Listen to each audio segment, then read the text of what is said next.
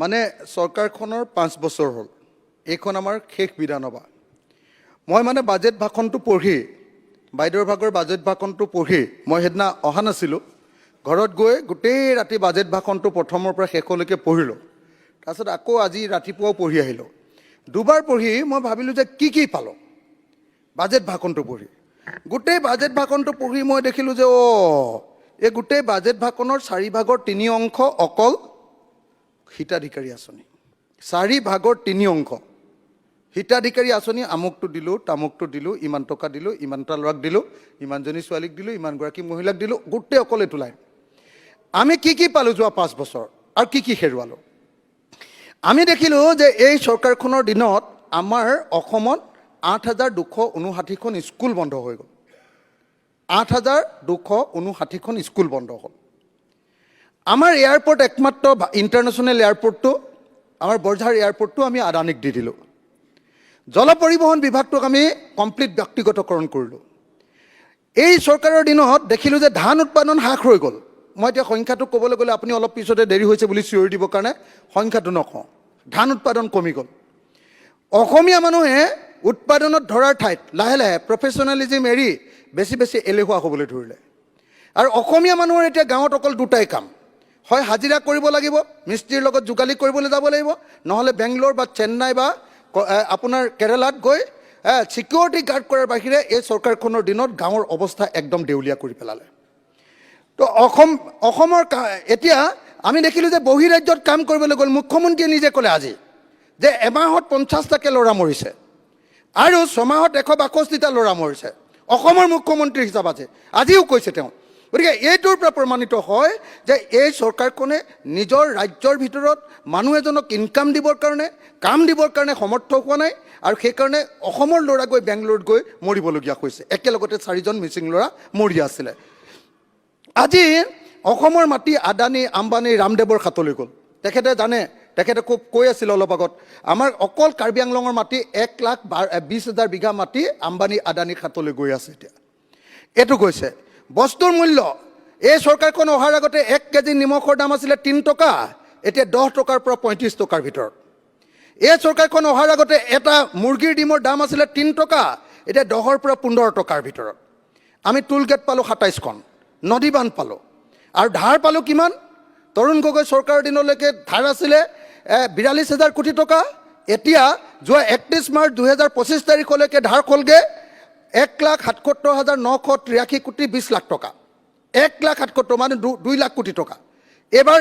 31 তাৰিখে যিটো হিচাপ আহিব সেই হিচাপটোত ওলাব যে অসমৰ ধাৰ আচলতে 2,30,000 কোটি টকা হৈ গ'ল 2,30,000 কোটি টকা হৈ গ'ল অসমত আমি আগতে জয় অসম কৰিছিলোঁ তাৰ বিপৰীতে আমি ভাৰত মাতা কি জয় পালোঁ ভূমি পূজন বুলি এটা নতুন বস্তু পালোঁ আগতে নাছিলে আৰু অসমৰ ৰাজনীতিত অকল এটা বস্তুৱে পালোঁ মিয়া বাংলাদেশৰ কাটাতাৰৰ বেৰটো সম্পূৰ্ণ নহ'ল শ্ৰীভূমি জিলাত এতিয়াও 4 কিলোমিটাৰ 350 মিটাৰ এতিয়াও বাকী আছে দক্ষিণ চালমৰাত 38 কিলোমিটাৰ 950 মিটাৰ এতিয়াও 38 কিলোমিটাৰ 950 মিটাৰ এতিয়াও উন্মুক্ত হৈ থাকিলে সীমান্ত চিল নহ'ল অসমৰ চুবুৰীয়া ৰাজ্যক অকল মেঘালয়কে হাঁহিমত আমি 3.21 বৰ্গ কিলোমিটাৰ অসমৰ ভূমি এৰি দিলোঁ বিদেশী খেদিম বুলি কৈছিলে যে টালি টোপোলালৈ চব যাব লাগিব বিদেশীবিলাক এতিয়ালৈকে 1676জন বিদেশী এতিয়ালৈকে অসমৰ পৰা গ'ল যোৱা 9 বছৰত আৰু সেই হিচাপত মই আজি অলপ আগতে হিচাপ কৰিছিলোঁ যে 1676জন যদি 9 বছৰত বিদেশী গ'ল মোক দিয়া তথ্য অনুসৰি ইয়াত বিধানসভাত তেতিয়াহ'লে বছৰি 186জন বিদেশী গ'ল আৰু এই হিচাপত 40 লাখ বিদেশী বিজেপিয়ে কোৱা মতে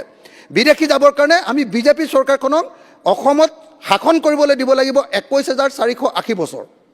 21,480 বছৰ ইয়াত শাসন কৰিলেহে বিজেপিয়ে বিদেশী খেদি শেষ কৰিব এতিয়া যেনেকৈ খেদি আছে স্মাৰ্ট মিটাৰ পালোঁ ফ্লাইঅভাৰ পালোঁ দেই কেইখনমান ভালে পাইছোঁ সেইটো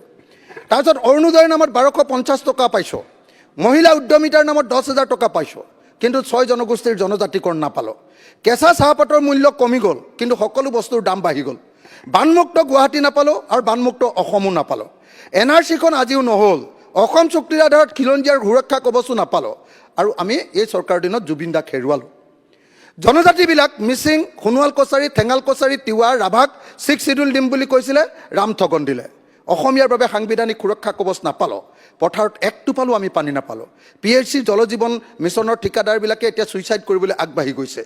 আমাৰ কৰ্মচাৰীবিলাকৰ কাৰণে OPS আমি নাপালোঁ, ভাল বিদ্যালয় নাপালোঁ, শিক্ষক নাপালোঁ, বেছিকৈ শিক্ষক নাপালোঁ, যিমান উপযুক্ত শিক্ষক লাগে।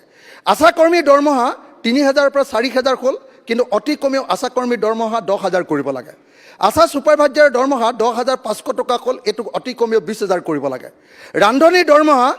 2,000 হ'ল, কিন্তু সেইটো অতি কমেও